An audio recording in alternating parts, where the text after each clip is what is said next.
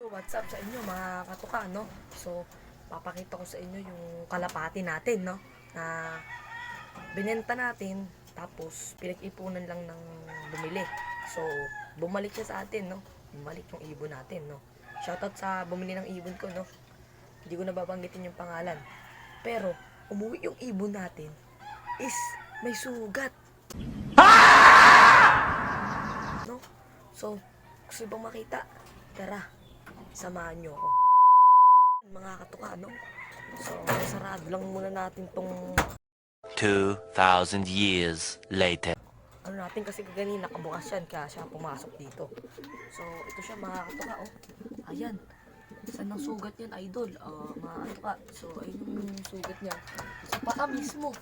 Uhaw, gutom siya at medyo payat-payat din siya ng konti. Ay, papakita ko lang sa inyo mga katuka. Ayun, oh. Sa paan niya mga katuka, no? Siguro nadakma to mga katuka, lumipad lang. Mamaga yung paa niya mga katuka, oh. Hindi ko ba alam kung gagamutin to ng bumili. Sana gamutin. Yan pa naman to sa aswang. Ayun, oh. Ayun, oh. Tuwa ka na dyan, aswang. No.